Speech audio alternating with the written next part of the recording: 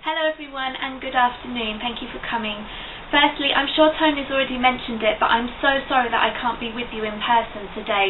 I was really disappointed when recently it became impossible for me to come, but hopefully by the end of the video you'll know the reasons why and you'll forgive me. When I was first asked to do this presentation, I did wonder what Nurse Tony was thinking, because more than anyone he knows what the mosaic, my CV, is, and I wasn't sure it was the best representation of a former pupil of Wycombe High School. But as I sat down to think about what it was that I was going to talk to you about, I did start to see a theme emerge. So let me give you a little bit of background. I left the high school in 1996 after my A-levels didn't go exactly to plan. I'd wanted to study geography to fulfill my love of travelling and environment and community, but I ended up studying Hispanic Studies at the University of Birmingham, which actually turned out to include most of those things that I loved about geography. As part of that degree, in my third year, I studied at the University of Veracruz in Jalapa in Mexico.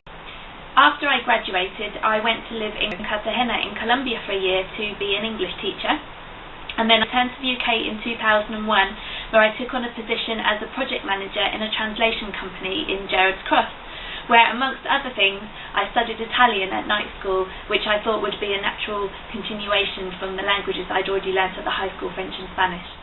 After 3.5 years, Latin America was calling me again, and so I went back to Mexico to a city called Cuernavaca, where I became an English teacher again, and I was there for another year, amongst other things, taking Russian classes. This time it wasn't a natural continuation, and it was further complicated by having a toothless Peruvian lady as my teacher. I then took on various temping roles before searching for more English teaching work in Rio de Janeiro. Sadly, the visa system wasn't quite as simple as in Mexico, so I settled for enrolling in Portuguese school for the time that I was there. When I returned to the UK from this fourth stint abroad, I decided that I needed to fund my travelling in a more efficient way, and so I became a travel consultant for Trailfinders in London.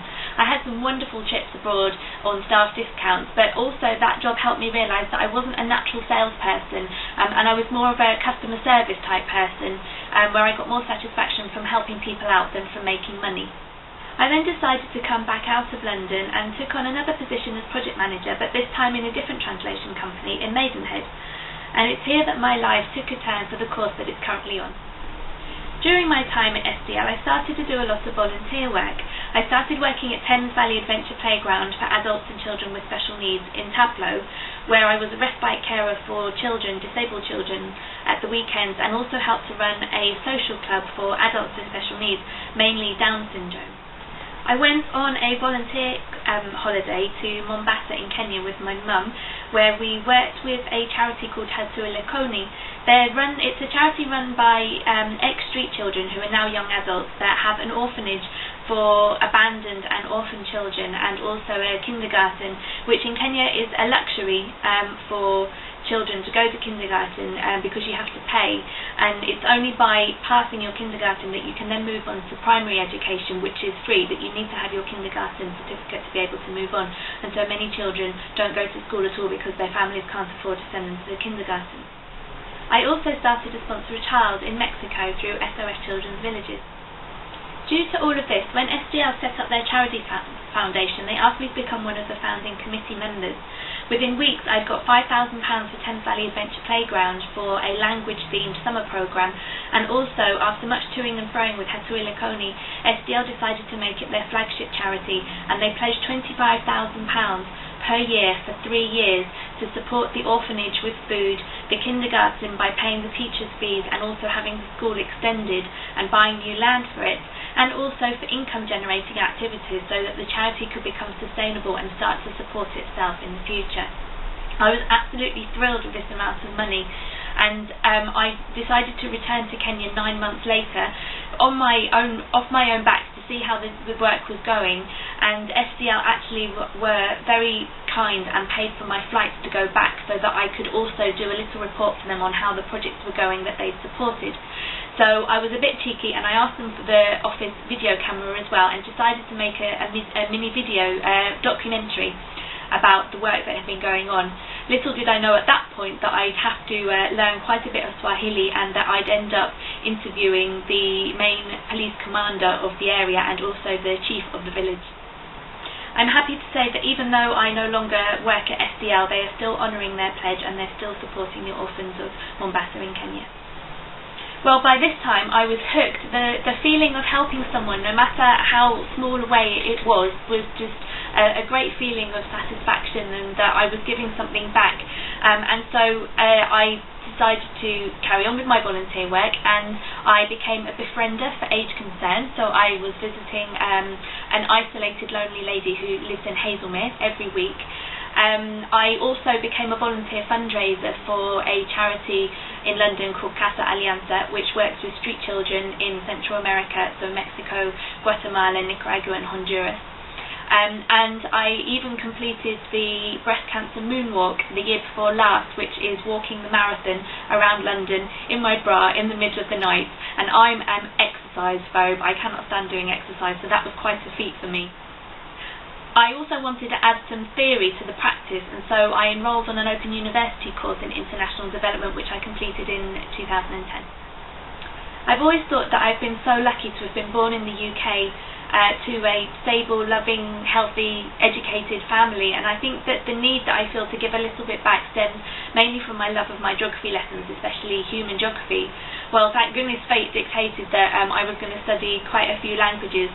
It was never on the cards that SDL were going to give me a full-time job working for the Charity Foundation, and so after 3.5 years working there, I decided that I would take the skills that I'd learnt in an office along with my experience of volunteering, and I decided to skip the country for a 5th time, and this brings me on to the main reason that I'm here to talk to you today. In June of last year, I swapped my desk, my computer and my commutes through South Bucks for a sleeping bag, walking boots and a rucksack, and a position as a very different kind of project manager for Rally International in Costa Rica. Rally is a charity that was set up by Prince Charles 28 years ago. Back then it was known as Operation Drake and consisted just in tall ships. It became Operation Rally in 1984 and later Rally International. It's a charity which now is a youth and sustainable development charity which encourages 17 to 24-year-olds to complete an expedition overseas. The venturers, as they're known, come from the UK mainly, but also different countries around the world, including the host countries where the expeditions are going to take place, and in my case that was Costa Rica and Nicaragua. My job was to lead these venturers through their 10-week expedition as a project manager, which would consist in 3 phases. So there's a community phase, which is living with a poor rural community, mainly in Nicaragua, living with them side by side and working with them on some construction project. This would either be a community centre or an eco-latrine project or perhaps a gravity feed water system. Then there's an environmental project which is working mainly in Costa Rica in their many national parks, either with restoration of paths in rainforests or maybe a turtle project. And then there is the adventure phase, which is a trek of 250 kilometres either across Nicaragua or across Costa Rica, which is going into places where most tourists and most people would never get the opportunity to see, climbing up mountains, volcanoes, getting amazing views, hard work, but ending the expedition or the trek on a beach and just having a great sense of achievement. By now you know my take on exercise, and so thank goodness I could rely on my Spanish. I went as a translator and for that reason didn't do a trek and got to do 2 community projects. That's not me in the trek photo. In the middle of a northern Nicaraguan nature reserve, I took 2 groups to the rural community of Los Apantes, and for a period of 6 weeks with them not only built the 7x5 metre community centre by hand, but also watched them grow in confidence, learn leadership skills, teamwork, communicate amongst themselves when quite often they didn't speak each other's language, form unforgettable bonds with their host families, and realise that they were having the time of their lives in a place with no electricity, no running water, and a very high percentage of illiterate adults, and had totally forgotten their lack of iPhone, TV, cars and fashionable clothes.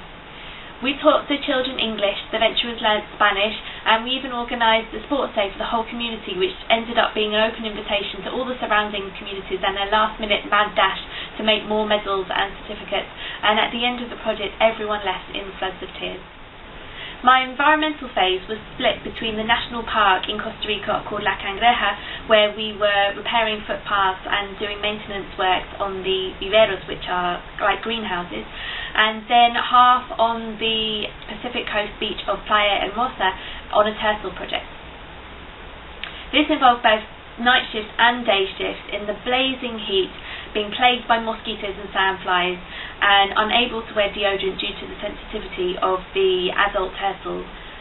We patrolled the beach at night, and in pitch blackness we were looking for trails coming out of the sea, beat the poachers to turtles' nests, and on several absolutely incredible moments actually saw the adult turtles laying their eggs, and we managed to catch them as they were being laid in our hands, still warm, to take them and collect them, take them back to the hatchery at the ranger station so they could be monitored. No matter how tiring the shift work was, the reward of waking up in the morning and going over to the hatchery to see the nets swarming with baby turtles was just wonderful, and then releasing into the sea was a very proud moment. I very strongly believe in the reason that Rally exists, and I think it's one of the reasons that I really loved working for them. UNICEF wrote a report on children living in industrialised nations, and I'd like to read you a quote that was said by Professor Al Ainsley Green, who at the time was the first Children's Commissioner for England. He commented on the report and said, "There is a crisis at the heart of our society, and we must not continue to ignore the impact of our attitudes towards children and young people and the effect that this has on their well-being. Children represent the future of our country, and from the findings of this report, they are in poor health, unable to maintain loving and successful relationships, feel unsafe and insecure, have low aspirations, and put themselves at risk." This report and others by the Centre for Social Justice and also the Nuffield Foundation have sadly put the UK at the bottom of many league tables in terms of children's well-being. Both Ofsted and the National Foundation for Educational Research recognise this and see that learning outside of the classroom is just as important as learning inside of the classroom, and fundamental to improving young people's attitudes, self-esteem, self-belief and social interaction, which are skills that are so important both personally and professionally. Rally also recognises this, and the Rally expeditions are designed to promote these skills of team building, of leadership skills, and also hard skills such as bushcraft, radio communications, constructions and manual labour. Over the last 28 years, Rally has benefited more than 30,000 people who have taken part in their expeditions, developing their self-confidence, their self-esteem, their mental and physical resilience, and also giving them a strong set of values of offering service and helping other people. On their return to their country, there is a very strong alumni association which helps the venturers to continue having a positive impact, but on their own communities. And I'm not just talking about the venturers here. All of the staff, except a couple in each country, are also volunteers. They include the project managers who go on project with the venturers, but also the field-based staff, who are the logistics team, the administrators, the financial team, the photographers, the artists, and the communications officers. These are all people aged 25 and over who've taken time out of their jobs or their current situation to empower these young people to learn these skills and develop themselves and have great experiences. However, in my experience, the skills that we've also gained and the challenges that we face for ourselves are also invaluable, and it's helped all of us to become active global citizens. Well, the story doesn't end there.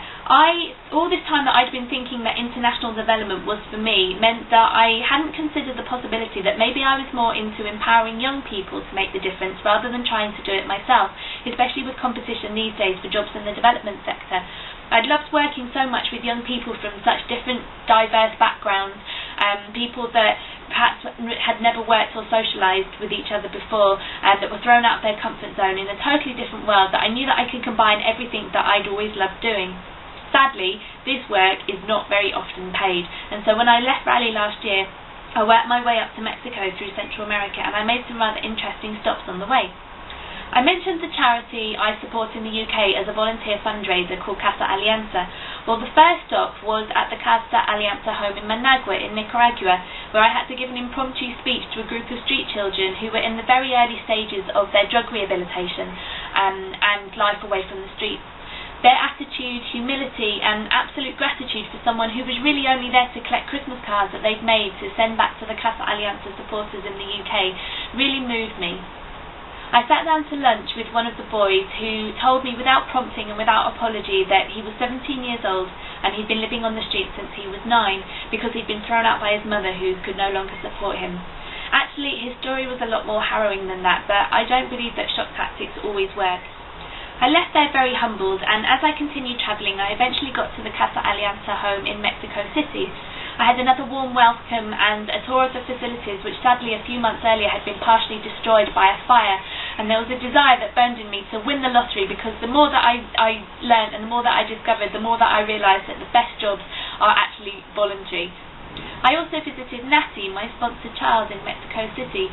She had blossomed and become such a more outgoing, confident person than the person that I'd met a year earlier. Sadly, she'd received some news that her mother's health was deteriorating quite quickly, but despite this, she still found it in her to cook me a meal, give me a tour of the facilities, and draw me a picture to take home with me.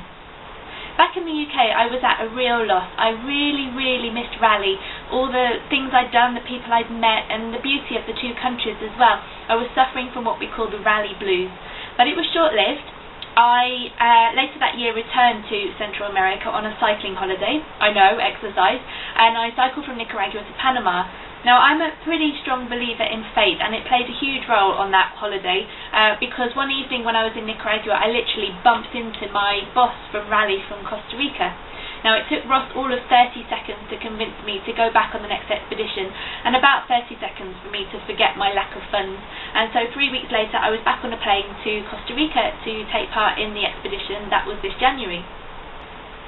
It was a very different role from the one I'd had last year as a project manager, but it gave me an unrivaled insight into the workings of Raleigh behind the scenes on an expedition.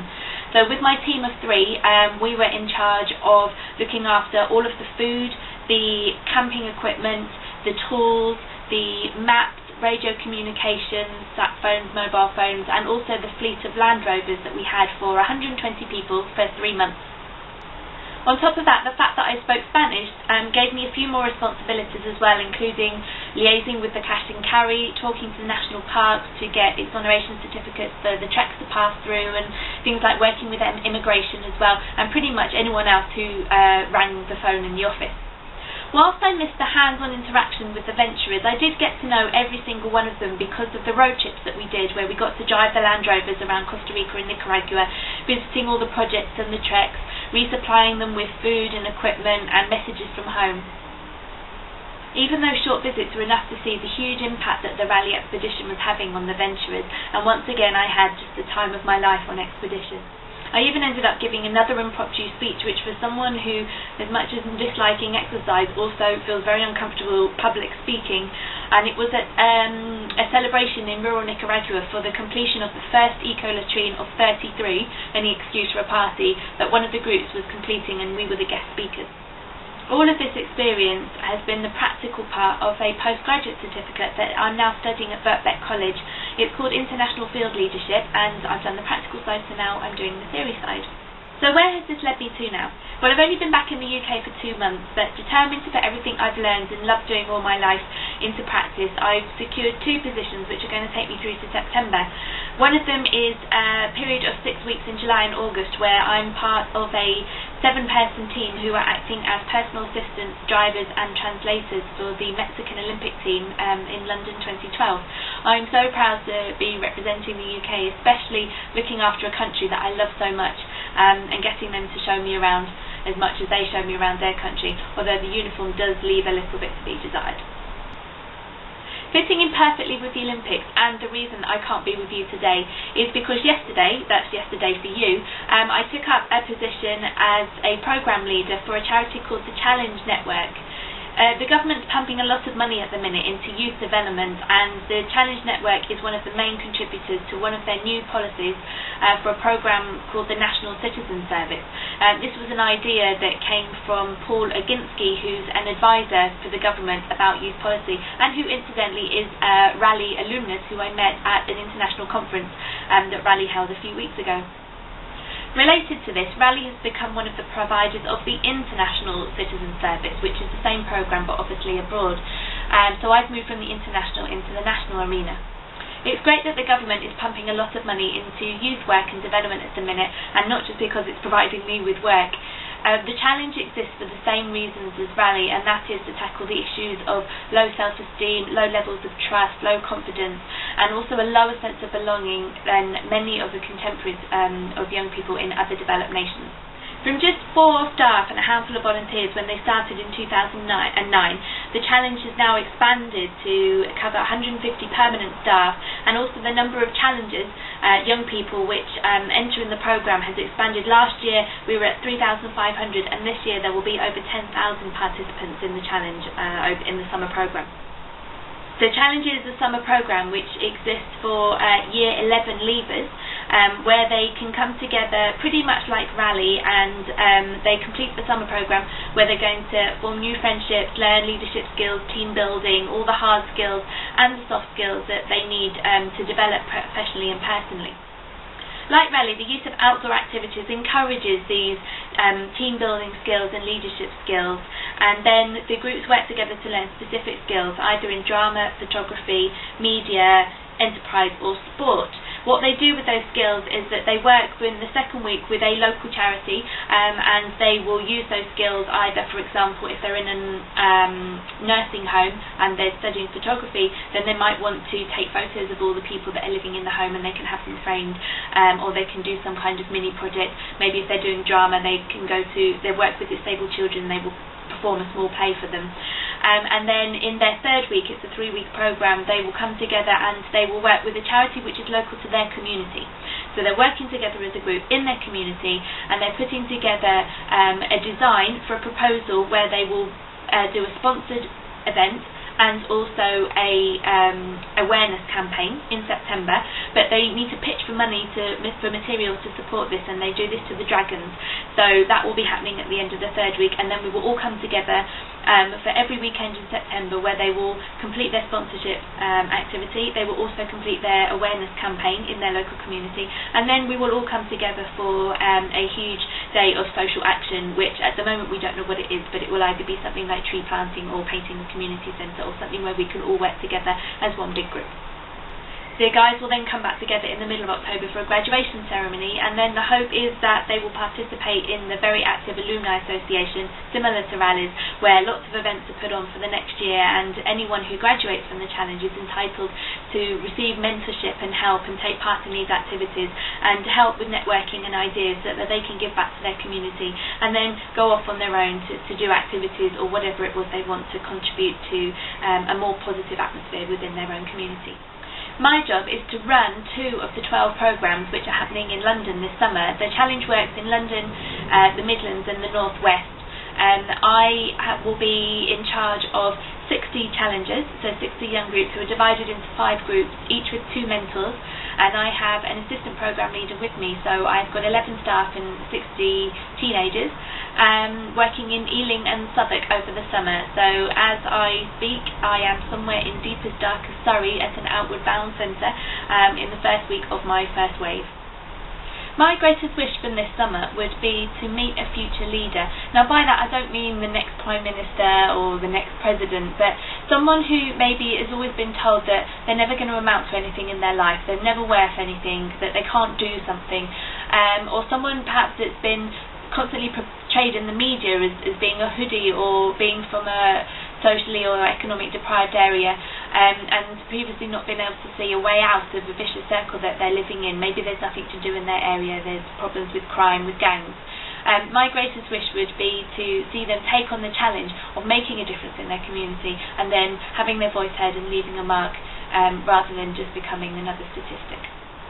Currently, the challenge only operates in London, the Midlands and the North West, and I did ask if they had any plans to expand to the rest of the country, but they are now bidding to become the sole providers of the programme for the National Citizen Service, and as such they're going to concentrate on the areas they already work in and improve those rather than spreading countrywide. However, I'm sure not all of you still live in the High Wycombe area, so I've provided Tony with some literature if you'd like to have a look, if you know anyone that lives or works in those areas and might be interested. Also there's information in case you'd like to help out with any of the mentoring programmes over the summer. I've also left materials with Tony for Rally International, so again, either for schools interested in having their pupils take part, or also for anyone who's over 25 who'd like to be one of the volunteer managers working out in the projects as well. In the immortal words of the late, great Michael Jackson, I believe the children are the future, and so I'd be more than happy to get some social action days going in Wycombe if anyone's interested or would like to get their pupils involved. At the start I said that I've noticed a theme emerging through the higgledy-piggledy toings and froings of my life since I left the high school, and it's true, and I think that theme is one of language and travel leading to culture and communication and charity work. There are two people in the audience today who put those stepping stones in front of me to start walking that path, and I'd like to take the opportunity to thank Tony Merrick and Gail Rideout, and if you'd let me, I'd like to address them in the language that they taught me. Toñito, Gail, prefiero hablarles de esta manera en español para poder desconectarme un poco de la emoción y los sentimientos que siento para ustedes. Aunque no tenía planeado estudiar el español después de la secundaria, el destino me puso en ese camino. Y con buena razón. Si no fuera por su dedicación y apoyo, el rumbo de mi vida habría sido muy diferente. De una manera u otra, el español ha sido la raíz de todo lo que he hecho, y es debido a ustedes. Les agradezco tanto por haberme enseñado la riqueza de esa lengua y cultura, y aunque sea probable que no me crean, con su entusiasmo, pasión y gran enseñanza, y por haberme puesto en este camino con los primeros pasos. Con todo mi corazón les digo gracias. There's a phrase I learnt during my Spanish A level which I think sums up very neatly what I've been trying to say.